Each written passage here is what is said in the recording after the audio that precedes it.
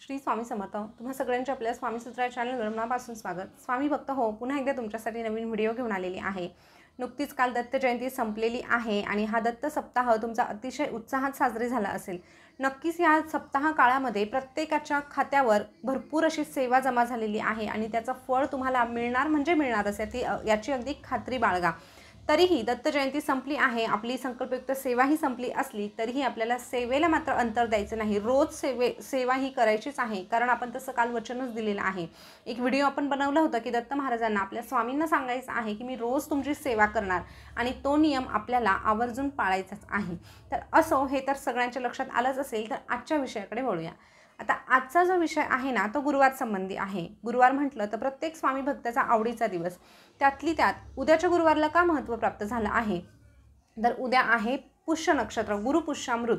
जेव्हा पुष्य नक्षत्र हे गुरुवारच्या दिवशी येतं तेव्हा त्याला गुरुपुष्यामृत असं म्हटलं जातं आणि ह्या मुहूर्ताला, ह्या दिवसाला अनन्यसाधारण असं महत्त्व आहे. त्यामुळे ह्या दिवशी जर आपण कुठल्याही शुभ कार्याची सुरुवात केली ना, तर त्यामध्ये कधीही आपण अपयशी ठरत नाही असंही म्हटलं जातं. त्यामुळे हा दिवस आपल्याला अजिबात चुकवायचा नाही. या दिवशी तुम्हाला जी काही महत्त्वाची कामं करायची असतील ती नक्कीच तुम्ही करू शकतात. पण या व्यतिरिक्त तुमची जर आर्थिक काही अडचण असेल, जसं की कर्जाची समस्या असेल, जसं की दागिन्यांसंबंधी काही समस्या असेल किंवा मग इतर म्हणजे जी लक्ष्मीच्या संबंधित जी समस्या आहे ना, त्याच्यासाठीच ही सेवा आहे. फक्त आर्थिक अडचणी सुटण्यासाठी विशेषतः ही सेवा केली जाते. त्यामुळे नक्कीच तुम्ही प्रत्येकजण ही सेवा करू शकतात. आता बरेच जण म्हणतील की आमच्याकडे आर्थिक अडचण नाही. खूप चांगली गोष्ट आहे. लक्ष्मी मातेचा असाच आशीर्वाद सगळ्यांवर राहो. परंतु तरीही आपल्या घरामध्ये जी स्थिर लक्ष्मी आहे ना, ती कायमस्वरूपी स्थिर राहावी यासाठी देखील आपल्याला ही सेवा करायची आहे. त्यामुळे सगळ्यांनीच ह्या सेवेचा लाभ घ्यायचा आहे. तर ही सेवा कशा पद्धतीने करायची, नियम काय आहे, हे सगळं काही आपण सविस्तररित्या जाणून घेणार आहोत.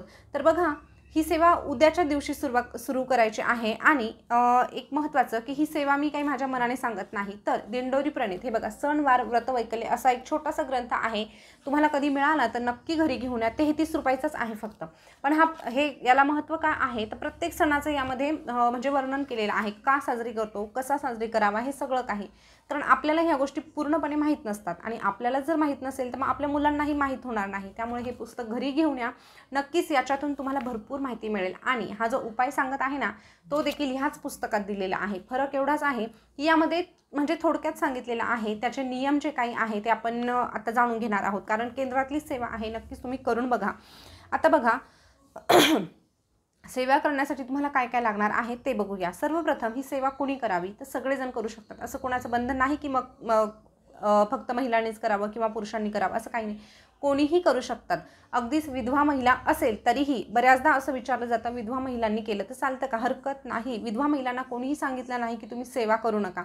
नक्कीच त्यांच्या मुलांसाठी करू शकतात, आपल्या कुटुंबासाठी करू शकतात. तर नक्कीच तुम्हालाही हरकत नाही ही सेवा करायला. तर चला मग बघूया की कशी सेवा करायची. तर सर्वात प्रथम सेवेसाठी लागणार आहे अशा प्रकारच्या फुलवाती. ह्या फुलवाती तुम्ही घरी देखील बनवू शकतात आणि विकत आणल्या तरीही चालेल, हरकत नाही. अशा पद्धतीच्या फुलवाती मात्र तुम्हाला लागणार आहे. आता ह्या फुलवाती तुम्ही आज जर आणल्या तर तुपामध्ये आज भिजवून ठेवा किंवा मग तूप गरम करून लगेचच्या लगेच याचा वापर केला तरीही चालेल. बघा, आता ह्या वाती लावताना एक विशिष्ट पद्धत आहे आणि ती पद्धत व्यवस्थित समजून घ्या, कारण त्याशिवाय तुम्हाला कळणार नाही. हळूवारपणे सांगत आहे, व्यवस्थित ऐका. आता समजा उद्या गुरुपुष्यामृत आहे ना, मग उद्यापासूनच तुम्हाला ह्या सेवेला सुरुवात करायची आहे. तुम्ही दिवसभरात कधीही करू शकतात, पण तुम्हाला एक सांगते की तुम्ही एकतर सकाळची वेळ निवडा किंवा मग संध्याकाळची जी लक्ष्मी येण्याची वेळ असते ना, ती निवडा. शक्यतो संध्याकाळची वेळ निवडणं जास्त चांगलं राहील, कारण त्यावेळेस आपण म्हणतो की लक्ष्मी घरात येते आणि ही लक्ष्मी प्राप्तीची जी सेवा आहे तर त्या काळामध्ये केली तर आपल्यालाही समाधान वाटेल आणि नक्कीच कुठेतरी त्याचा सकारात्मक प्रभाव हा लवकरात लवकर दिसून येईल. तर बघा, आता हे तुमच्या लक्षात आलं असेल तर सेवा कशी करायची ते सांगते. आता उद्या पहिला दिवस आहे ना, तर तुम्ही उद्या ही पहिली वात लावायची आहे, म्हणजे ही वात प्रज्वलित करायची. आता ही फक्त प्रज्वलित करायची का, तर नाही, एकीकडे प्रज्वलित करून द्यायचं आणि एकीकडे आपल्याला सेवा चालू करायची. म्हणजे कशी, तर जोपर्यंत ही वात प्रज्वलित होत आहे किंवा जोपर्यंत आपण सेवा करत आहोत तोपर्यंत ही वात पेटली पाहिजे, एवढं मात्र लक्षात घ्या.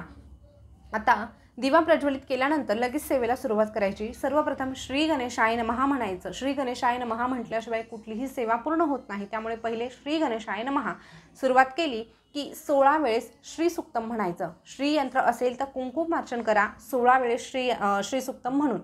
त्यानंतर तुम्हाला 16 वेळेस विष्णू गायत्री मंत्र म्हणायचा। विष्णू गायत्री मंत्र सांगते, ओम नारायणाय विघ्नेः वासुदेवाय धीमहि तन्नो विष्णू प्रचोदयात।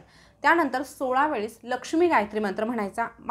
ओम महालक्ष्मीचे विघ्नेः विष्णुपत्नीचे धीमहि तन्नो लक्ष्मी प्रचोदयात, हा मंत्र 16 वेळेस। त्यानंतर 16 वेळेस आपल्याला कुबेर मंत्र म्हणायचा। कुबेर मंत्र सांगते, ओम श्रीम ओम ह्रीम श्रीम ह्रीम क्लीम श्रीम वित्तेश्वराय नमः, हा मंत्र तुम्हाला 16 वेळेस म्हणायचा आणि 16 वेळेस नवार्णव मंत्र म्हणायचा। ओम ऐं ह्रीम क्लीम चामुंडाय विच्छे।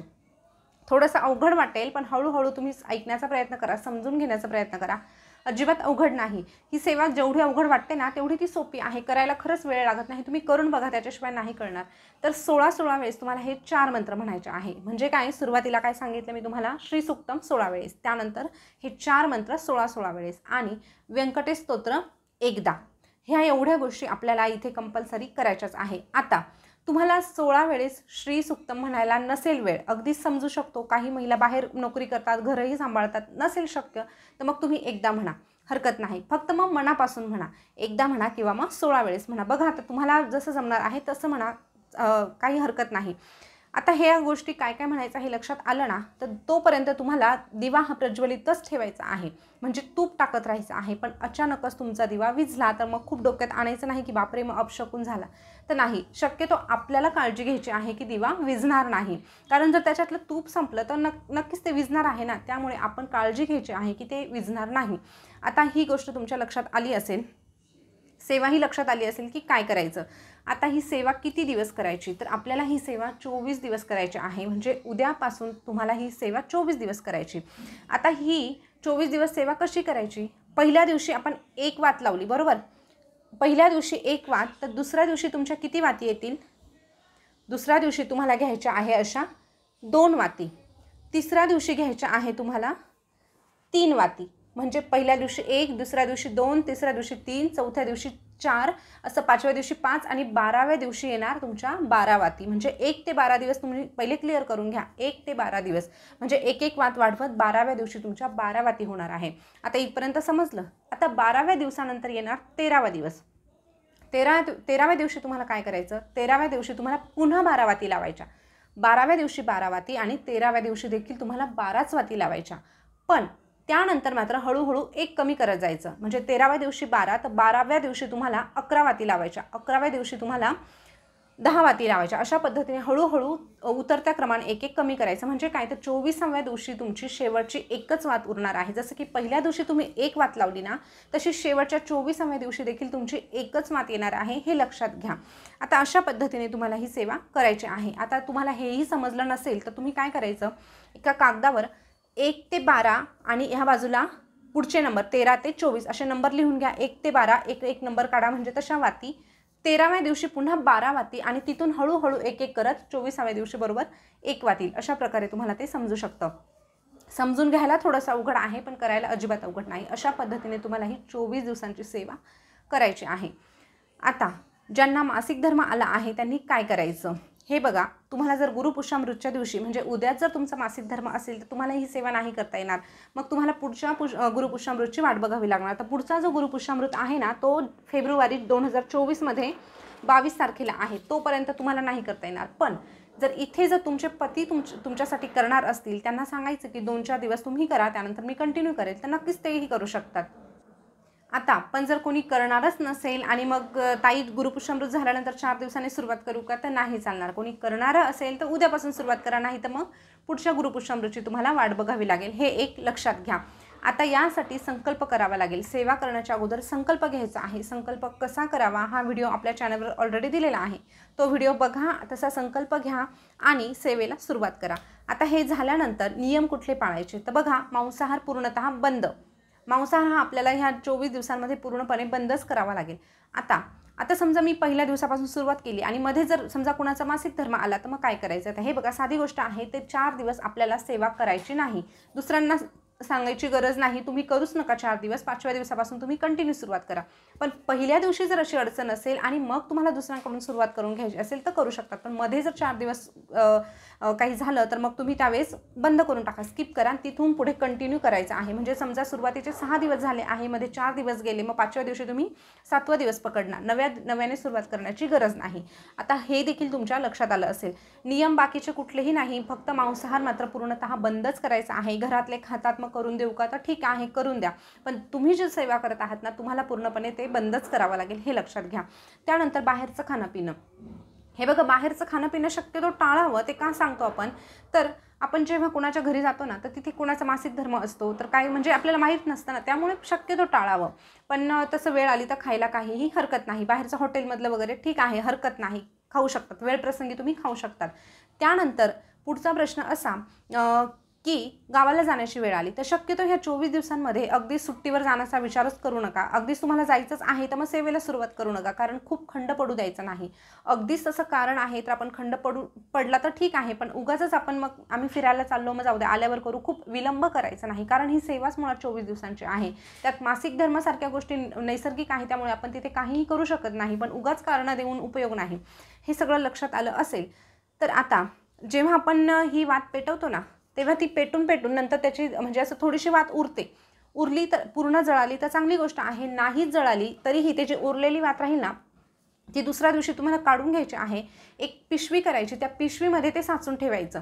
आता लगेचच्या लगेच तुम्हाला ते फेकायचं नाही, हे उरलेलं तुम्हाला तसंच पिशवीमध्ये ठेवायचं आहे. आणि त्यानंतर तुमची जेव्हा सेवा पूर्ण होणार आहे ना, तेव्हा तुम्ही एखाद्या झाडाच्या खाली ठेवून देऊ शकतात ते, किंवा मग पाण्यामध्ये विसर्जित करून द्या. अशा पद्धतीने ते फक्त कचऱ्यामध्ये टाकायचं नाही, एवढं लक्षात घ्या. पण ती काजळी मग तुम्हाला दुसऱ्या दिवशी लगेच टाकायची नाही, तर सेवा जेव्हा पूर्ण होणार आहे तेव्हा तुम्हाला त्याची विल्हेवाट लावायची आहे. अशा पद्धतीने आपल्याला ही सेवा करायची आहे. तर बघा आता ब्रह्मचार्याचाही या ठिकाणी नियम नाही. आता सगळेच नियम मी तुम्हाला जवळजवळ सांगितलेले आहे.